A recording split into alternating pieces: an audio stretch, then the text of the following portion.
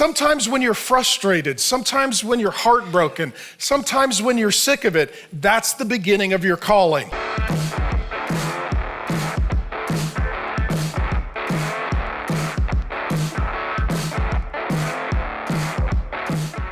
God uses misery for ministry. Chapter 1, verse 2. He is in a position of misery. He's in Persia. He wants to be back in his home country of Israel. He's in Susa. He wants to be in Jerusalem. He's working for a demonic, ungodly king. He wants to be serving the King of Kings. He is heartbroken. He is weeping. He is frustrated. How many of you right now, looking at our culture, looking at our state, looking at our nation, you're a little heartbroken and frustrated? You're like, you know what? This isn't working and something needs to change. So he is in a place and things are in a place that are for him a misery. It's just a miserable season for him. But then ultimately we see here that God is going to use that for his ministry. And this is what God is going to do. God is going to take him from Susa to Jerusalem, from Persia to Israel. God is going to take him from misery to ministry. And sometimes when you're frustrated, sometimes when you're heartbroken, sometimes when you're sick of it, that's the beginning of your calling. You know that something is wrong, so you got to talk to the Lord. Okay, Lord, how can I be a part of making this right? So don't just be discouraged when you're experiencing misery. Bring it to the Lord and find your opportunity to turn it into ministry. So then in chapter 2, verses 1 and 2, we're going to see that some things are worth living for and some things are worth dying for. And one of the most important questions you've got to ask is, what am I willing to live for? What am I willing to die for? It should usually be the same thing. In chapter 2, verses 1 and 2, he says, I had not been sad in the king's presence before. So he works for the king. We saw at the end of chapter 1, he's cupbearer to the king. Cupbearer to the king was a rough job. There were constant attempts to kill the king, so before he drank any wine, you would drink it, and if you died, then he didn't drink it. So if the way you know you did a good job is you died. That's how you know you did a good job. The good news is you died while drinking wine. So if you gotta go, that's not a bad way to go. But nonetheless, he's working for this demonic, horrible king, for this nation that overtook and enslaved his people. He is a slave. He's probably castrated, and he's working for the government. And at the end of the day, this is not where he wants to be or what he wants to be doing. And he comes before the king, and he says, for the first time in the king's presence, I was sad. I couldn't contain my emotion. Some of you are really good at sort of, how are you doing? I'm doing great. And some of you reach a point with certain things, you're like, I'm not doing great. I can't fake it till I make it. I'm just not there. So the king asks him, why is your face sad? You're not sick. What's going on? This is nothing but sadness of heart. And then what he says is, I was very much afraid. I was very much afraid. Because here's their culture. When you come before the king, you need to be happy. Especially if the king is with the queen, because if you come before the king and you seem like you don't want to be there, you're disinterested, you're unhappy, you're not joyful, that's a disrespect to the king, and you're disrespecting the king in front of the queen. And this guy rules and reigns like a god, and he's a bit of a thug. To get the throne, he killed his brother. He's put down 2 insurrections against him. He's going to rule for a total of 40 years with an iron fist. He is a bit of a mob boss. And the rule is, you should be happy to be in his presence, and if you're not, he's not happy to keep you. He'll kill you. How many of you are in a season or have had something that is so overwhelming, so burdensome, so frustrating, so concerning that you can't just pretend like you're okay? Somebody looks at you, you're like, you okay? No, I'm not. I can't hide it. It's showing on my face because it's wearing on my soul. That's where he's at. And here was why he was afraid. You were only supposed to be a burden lifter, not a burden giver for the king. Some of you know what this is like. You've got a rough boss.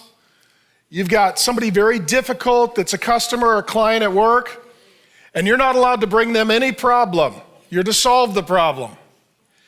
There are two kinds of people. There are people who are burden givers, and there are people who are burden lifters. How do you know the difference? Well, if a burden lifter is coming, here's what you do. You go somewhere else. If the burden giver comes, if you have a burden and the burden lifter comes toward you, you approach them. He's only supposed to be with the king, a burden lifter, never a burden giver. This is a one-way relationship. You lift the burdens of the king, you don't bring any burdens to the king. He's so burdened, he can't help it. This could be seen as disrespectful. This could cost him his life. But he's willing to die to serve his God, and he's hoping to live so he can serve his God. There are certain things that are not a big deal. There are a few things that are worth living and dying for. And for him, seeing the church be open, God's people be blessed, and God be worshiped, he's willing to live for that. He's willing to die for that. In addition, we then see he stops to pray for the message and the messenger. In chapter 2, verse 4, the king said to me, "What are you requesting?" So I prayed to the God of heaven. Now, previously in chapter 1, he prayed for 3 or 4 months. And he's praying, God, let me leave my job. Let me have the king's blessing. Let me go from Persia to Israel, from Susa to Jerusalem. Let me go from serving this demonic king to King Jesus.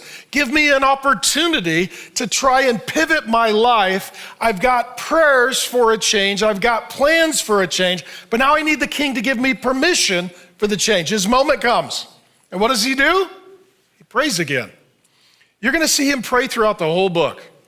If memory serves me correct, there's 9 different prayers in the book. This guy prays a lot, and he plans a lot. If you've already prayed for something for 3 months, and then the king asks, what do you want? Now you have your opportunity.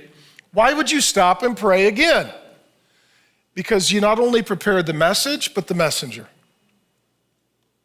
He knows what he wants to ask, but he needs to stop and pray to make sure that he says the right thing, with the right tone, with the right words, the right way, and to make sure this is the right time, and to pray that the king's ears would interpret it the right way.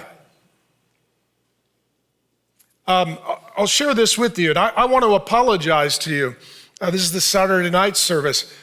How many of you weren't here last week? Okay, well, you missed a pretty crummy sermon. I didn't do a great job. I wanted to. I got home and I was so frustrated with your senior pastor. And I rewrote the sermon because I didn't do a great job. And I went for a long walk and I had to talk to the Lord. And I was like, Lord, I started Nehemiah. I wanted to do a good job. I mean, I wrote a study guide. I got daily TiVos. We got a graphic. People read things like we were trying. And somehow I just did not execute well. I didn't do well. It wasn't like the worst sermon in the world, but it was an attempt.